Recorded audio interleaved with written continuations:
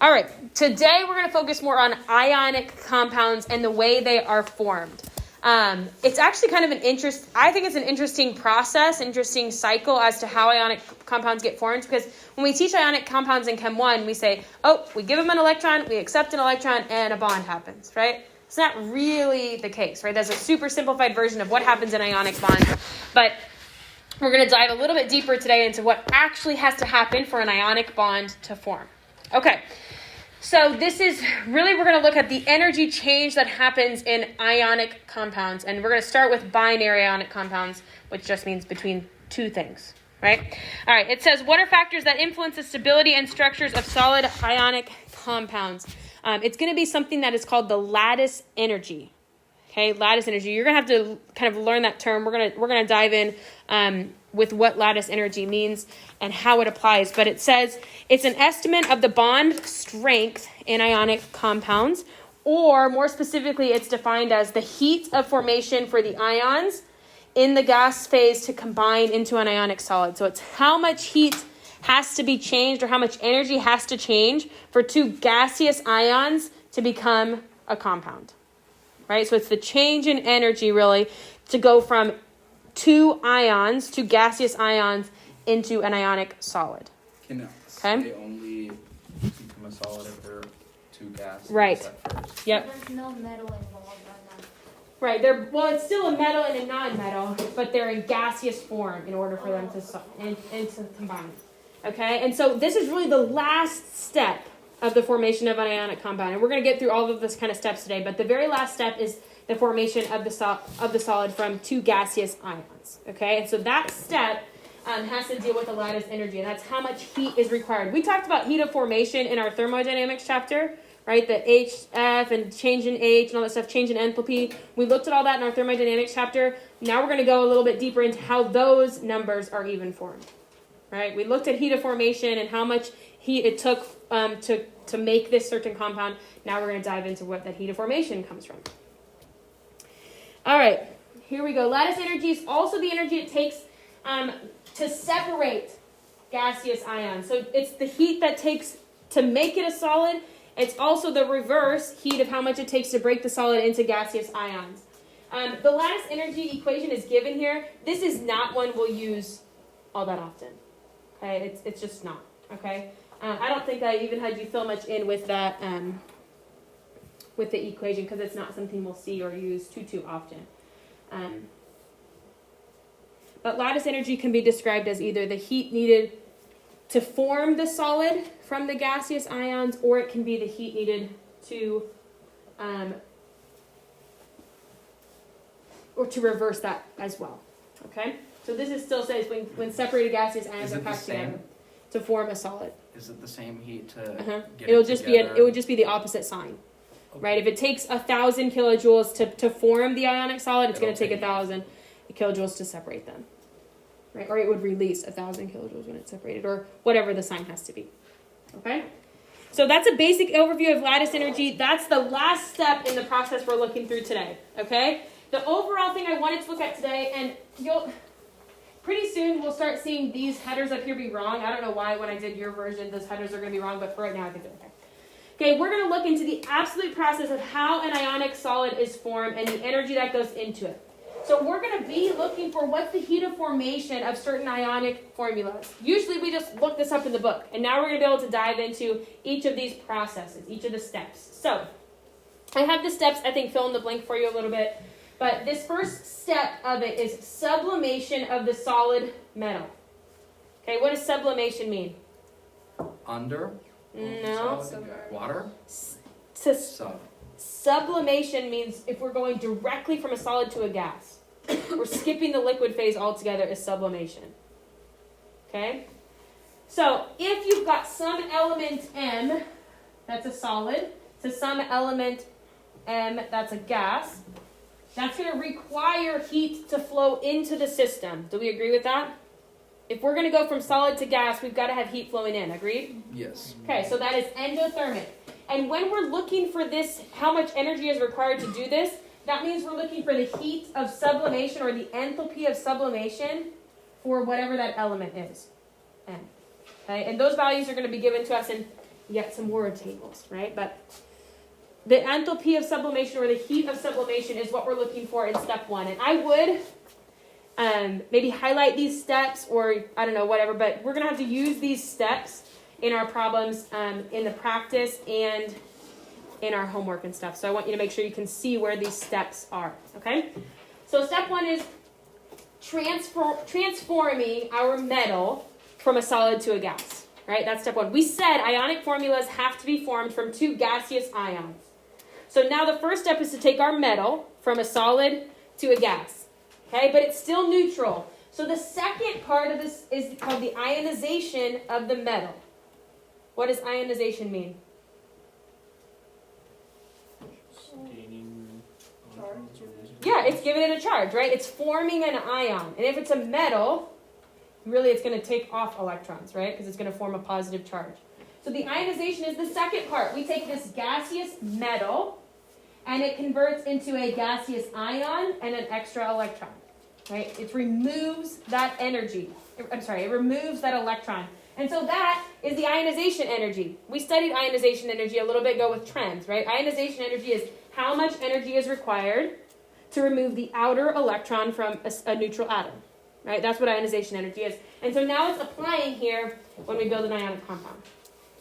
Okay, so let's recap. Step 1 is go from solid metal to gas.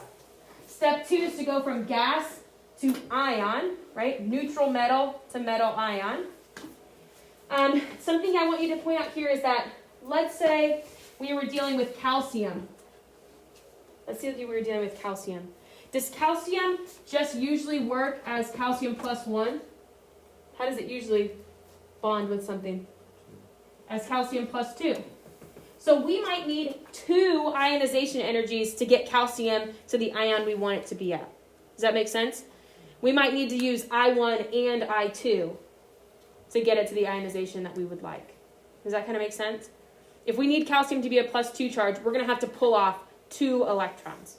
Okay, and I'll kind of show you what that looks like when we come to the numbers. So this is just one element? Yeah, this is just the metal that we're dealing with so far. Okay. Okay, just the metal so far. All right, let's move to step 3. Now we're starting to deal with the non-metal. The dissociation of the non-metal. Most non-metals exist as a diatomic, right? Where it's paired with itself. Not all, but some. And so when we want them to dissociate, we want them to exist individually. So it's where we take a half a mole of a certain bonded element, and now we get it to be just by itself. Okay? When we're looking at this, what's essentially happening is that we're breaking the bonds between this X2 molecule. And so we're looking for what's the bond energy of that non-metal. Okay, all of these ionization energy, bond energy, those values are going to be given to us, and we got to know how to put them together. Okay, so now we're at the place where we've got a metal, that's an ion, which is what we want. We've got a non-metal that's by itself, but still neutral. So what do you think we need to do next? What do we need to do with our non-metal? It needs to ionize. Okay, and so we need to get our non-metal to be an ion. And so do we have to add electrons or take away electrons for that? We do need to add electrons since we want our ions of our non-metal to be negative. So this is called our electron affinity. That's another trend that we studied. Okay, the formation of a non-metal ion corresponds to our electron affinity. How much energy is it going to take to add an electron? Okay, and then very last step is going to be the formation of the ionic compound. Okay, this refers to the lattice energy of the compound itself. So now there'll be an amount of lattice energy for a certain compound, not just a metal and a non-metal separately. It'll correspond to the whole compound. Is that adding all the... Right, so we're going to be adding all of these different energies together, but we've got to pay attention. Energy? What'd you say? And that equals your lattice energy? No, that would equal our heat of formation or our enthalpy of formation. All 5 of these steps are going to give us the enthalpy of formation of a certain compound. Okay? we have to pay attention to mole ratios here. We have to pay attention to some coefficients here. But we're going to go ahead and, I think, dive in with an example. Is that the next slide on there for you? Oh, okay. This walks you through, this whole process is something called the Born-Haber cycle. The Born-Haber cycle, okay? And it walks you through all of these different things. This is 2 different Born-Haber cycles right here. Okay, 2 different Born-Haber cycles. This one is for Mg2 and O minus. This one is for Na and F, right? The formation with Na and F is a much lower energy change than the formation of magnesium oxide, right? Why do we think the energy change for NaF is so much lower than the energy change for MgO? Because they're closer together on the period. Okay, yes, but go into that a little bit more. They are closer together on the periodic table. So there's less electron affinity and ionization area. Good, right. Mg and oxygen both have to have 2 electrons transferred to ionize. And Na and F only both need 1 electron transferred to ionize. Does that make sense? Why that spread is so much different? All right, here is, let's just go through this example here for the Born-Haber cycle. I think I have a video up explaining the diagram, but I'm not sure that we need to watch that, so I'll just pass on that for right now. Okay, so here's all these different energies that we talked about. Energy of sublimation, bond energy, electron. It gives us all of these, and now we've got to put them in the right place, in the right order. Okay? So let's go ahead and say, what's our first step for the formation of this one? Right? What's the first step? Sublimation of the solid. The sublimation of solid. This one, these don't go in the right order. Right? Our table does not go in the right order. But the first thing we need to do is to get potassium from a solid to a gas. So I like to just list my steps over here. Step 1 is to take Ks to Kg. And that requires, what energy are we looking for here? The enthalpy of sublimation. Right. That requires positive 90. Okay, now what's step 2 got to take us? The ionization of. Okay, so now we're going to take potassium gas, and we want it to become potassium with a plus charge, and then what extra has to be there? And then an electron. Right, because our electron's not going anywhere. It's got to be still represented in our chemical formula, right? We put in heat, and we separated out that electron. So now we're left with potassium as a cation, and we're left with a single electron, right? How much energy did that require? 419, right? Ionization energy for that is 419, okay? And it's a positive also. Okay, step 3 is to do what? So the bond energy. Yeah, the dissociation of our anion. So we started with a 0.5 mole of Cl2, right? And if we separate that, we would be left with 1 chlorine atom. Does that make sense? We started with a 0.5 mole, right? Let's say it again. If I started with a whole mole of it and we separated it, we would be left with Cl plus Cl, right? Does that make sense? If I had a whole mole of it, I'd be Cl. Okay, so if I'm separating that, I'm left with this. But the ratio that we're given here is per 1 mole, or the energy that we're given here is per 1 mole. So we have to divide it. Right. We need to take this bond energy and divide it by 2. So we're going to have to go 239. 119.5. Divided by 2. Okay, 119.5. Does that make sense for everybody why we had to do that? Because we only were started with a 0.5 mole up here, right? You've got to pay attention to your mole ratio there. That's really it. Okay? Pay attention to your mole ratio. Started with 3 moles of it. Right, then we would have to multiply by 3. Okay? Step 4 is to now add an electron to chlorine, right? So we're going to take Cl, and what do we have to add to it?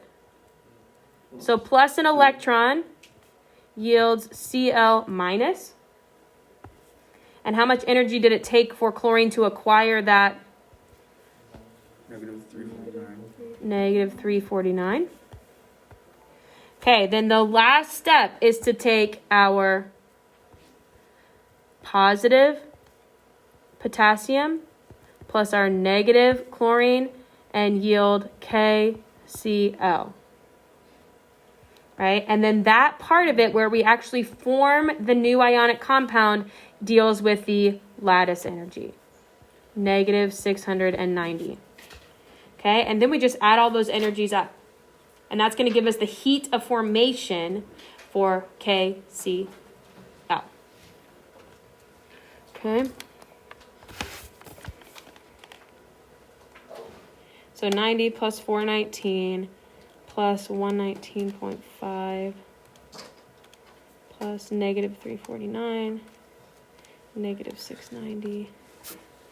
And you get negative 410.5 kilojoules per mole. Okay, so if you would go look in the back of the book for heat of formation, right, under standard conditions, you would find negative 410 or negative 411, right, on that. But now we understand negative 410.5. But now we understand all the steps that goes into the actual formation of an ionic solid, right? Usually we say, oh, potassium gives chlorine its electron and chlorine is happy and now it's a negative and it's a positive and they hang out, right? That's what I always describe ionic bonds as. But really there's a whole lot more that goes into it than we think. Okay? Wait, did we leave the 119.5 out of the equation? Nope, we added that in. It was a positive. Okay, I got 410.5. Is that what you guys had? Negative 410.5? Or you just didn't do it? This one says, find the lattice energy of SnCl2 using a Born-Haber cycle. So this case, they give us the enthalpy of formation. They gave us like the total this time, and they're asking for what's the lattice energy. So that's a little interesting side step, right? So instead of like just looking for the sum like we did last time, they gave us the total heat of formation and we have to find one of the variables. Does that kind of make sense? Okay, so let's start working through it here. First step is to go from solid to a gas. So we want to go from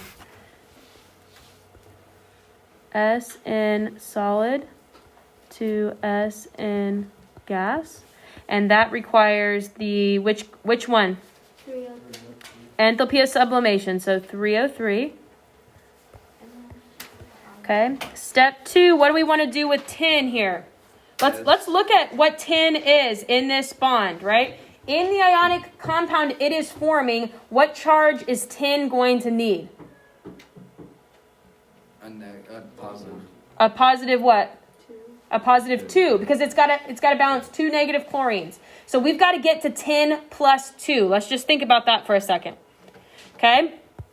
So we want to go from... we taking 2 electrons from it? Right. We've got to take 2 electrons. So now we've got to go from Sn gas to Sn plus 1 plus an electron. And that is the first ionization energy of 10. Oh, and we have to repeat that? Right. So now we do it again. So we go Sn plus 1. And now we're end up with Sn plus 2 plus another electron. Do you see how that goes? All right. I went from Sn neutral. I took off an electron and that left me with Sn plus 1. That took 709 kilojoules. Now I'm going to do it again, starting with Sn plus 1. Remove an electron, and that leaves me with Sn plus 2 plus that other electron. Does that make sense how we got there? And so that part took more energy, which is the second ionization. Okay. Right, 1412 there. Why didn't we do that for the potassium on the last problem? Because potassium only needed to get to a plus 1 charge. Right? But in order to get 10 bonded here, we had to get it to a plus 2 charge. Okay. Good question. All right, step 3. I'm going to have to end up moving I'm writing here a little bit. Step 3 is going to be the... half of CO2. Right, the energy of Cl2. So we're going to go from Cl2, we're going to dissociate it to become 2Cl. Huh? Right? So We want to it's break already them. We want to break them into individual. But don't we half it? We're going to do that in just a minute. We want 2 chlorine ions, right? Right here, look. We want 2 chlorine ions. Yeah. Agreed? We don't have to half it because we didn't start with a half a mole. In our last problem, we started with a half a mole of it. But in this case, we started with a whole mole. Yep. All right, so in order to break that Cl2 into 2 individual chlorine molecules, that took how much? 242. 242. Am I going too fast or are we staying together okay? Okay. Now we're going to go from 2Cl. Oh, sorry, I forgot. We want to get electrons, so we've got to add 2 electrons. And then now that gives us 2Cl minus. Okay, so what's going to have to be different about what we do here? It's gonna be switched. We want the electron affinity of Cl, Yeah. but that negative 349 is how much it takes to add 1 electron to it. Right, so we're going to have to double that. So we'll do 2 times negative 349. 698. Okay. Negative 698. That'd be great. Thank you, Charlotte. Okay. Negative 698. Last step now is the formation. I'm going to run out of room. Let me try to make this a little smaller so I can. That's what we're trying to find out. Right. Okay, so step 5 is when we take Sn plus 2 plus 2Cl minus, and we get SnCl2. But that's the problem. That's what we're solving for. That's our question mark. But we know the total heat of formation is negative 325. Right? So we've got all of this added together plus x equals negative 325. So we can do basic algebra then to solve for that question mark. Right? I got 1968. So then. When you added up everything to here. Yeah. Positive or negative? Positive. So positive 1968 Good year. plus question mark equals negative 325, right? Yeah. Oh, so you could just go. So now we're just going to subtract that 1968 over, Minus. and that gives me my lattice energy. Negative 2,991. Yep. 229. I had 2293, but either way. Kilojoules per mole. Wait, why? I don't know. I might have added something up I wrong. got 68 229. and 325. 8 plus 5 is 13, Oh, so. that's negative. Okay. All right. What questions do we have?